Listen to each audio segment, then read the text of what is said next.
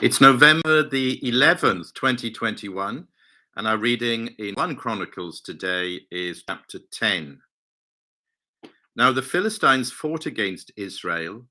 The Israelites fled before them, and many fell slain on Mount Gilboa. The Philistines pressed hard after Saul and his sons, and they killed his sons, Jonathan, Abinadab, and Malchi-Shua. The fighting grew fierce around Saul, and when the archers overtook him, they wounded him. Saul said to his armor-bearer, "Draw your sword and run me through, or these uncircumcised fellows will come and abuse me." But his armor-bearer was terrified and would not do it. So Saul took his own sword and fell on it. When the armor-bearer saw that Saul was dead, he too fell on his sword and died. So Saul and his 3 sons died, and all his house died together. When all the Israelites in the valley saw that the army had fled and that Saul and his sons had died, they abandoned their towns and fled. And the Philistines came and occupied them. The next day, when the Philistines came to strip the dead, they found Saul and his sons fallen on Mount Gilboa. They stripped him and took his head and his armor and sent messengers throughout the land of the Philistines to proclaim the news among their idols and their people. They put his armor in the temple of their gods and hung up his head in the temple of Dagon. When all the inhabitants of Jabesh Gilead heard of everything the Philistines had done to Saul, all their valiant men went and took the bodies of Saul and his sons and brought them to Jabesh. Then they buried their bones under the great tree in Jabesh, and they fasted 7 days. Saul died because he was unfaithful to the Lord. He did not keep the word of the Lord, and even consulted a medium for guidance, and did not inquire of the Lord. So the Lord put him to death and turned the kingdom over to David, son of Jesse. Amen. Now, as you listen to this chapter and what I'm saying to you now, it might well be that you're doing so on or very near to the 11th hour of the 11th day of the 11th month. That's when I'm recording this, on November the 11th, what we call Remembrance Day. To remember is so important in life. If you lose your memory, you lose one of the greatest faculties and gifts that God has given us. It is a gift, but it's also a duty. It's something we've got to do. To remember, we have to remember our history, where we've come from. That's the whole point of these 9 chapters of genealogies. We struggle with them in the modern world, of course we do.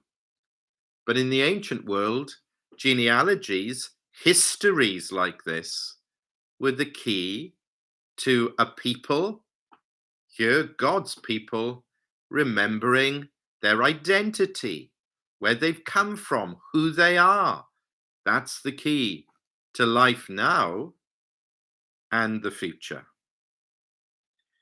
And remembering is not only the key to the first 9 chapters of Chronicles, the genealogies, it's the key now to the unfolding narrative, which is what we have now in chapter 10. This is much more familiar material, much easier to follow, to read, to understand. But it's doing the same sort of thing. Remember. Go back, dig into the ancient records, the ancient stories. This isn't just history, however. This is his story, and therefore his unchanging word. This comes from God himself, which speaks in a living way to our hearts today. But the theme is go back, remember.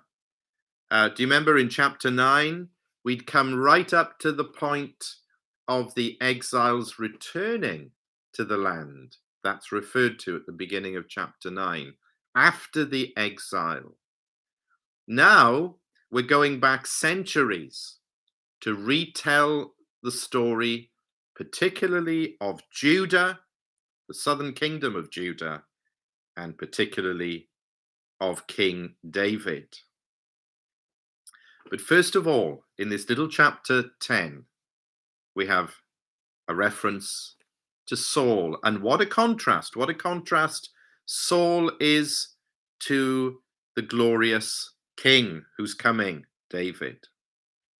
Now, the other place in the Bible where Saul's story is told is in 1 and 2 Samuel. You might well remember that. We've gone through that over the months. And if you remember, we're told a lot about Saul there. It goes into his story in great detail.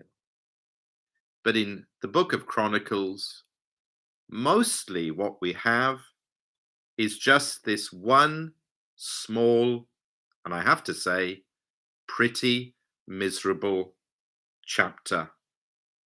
This is almost all that we're told about Saul in 1 Chronicles. So this idea that Chronicles just repeats everything, we've seen all this before. No.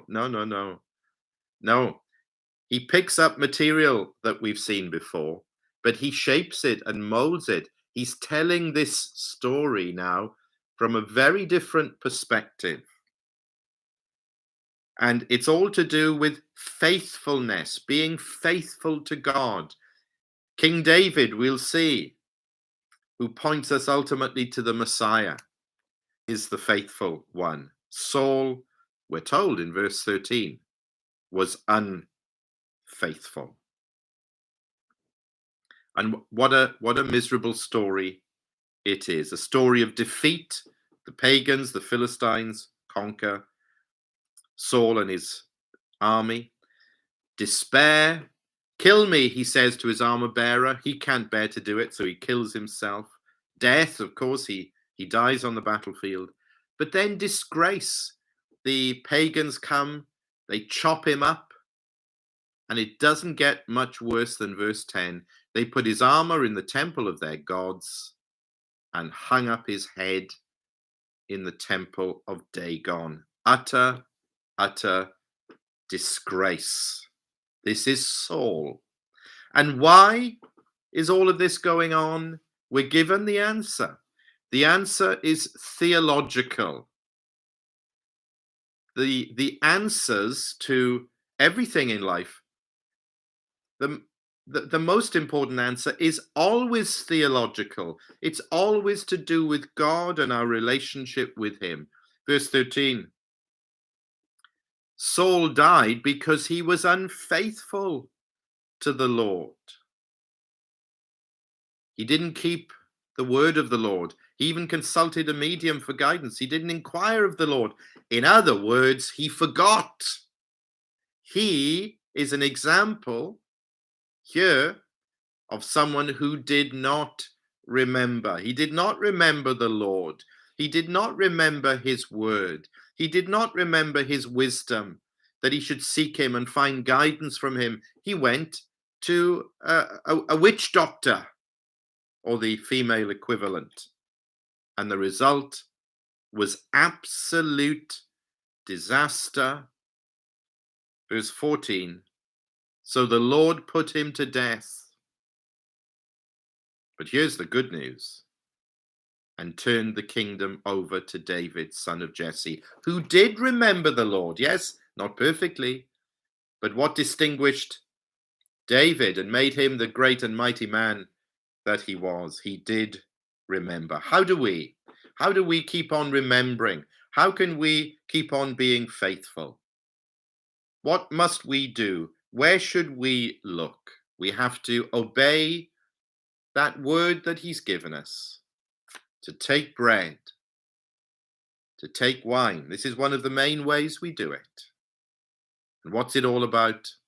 He says, do this in remembrance of me.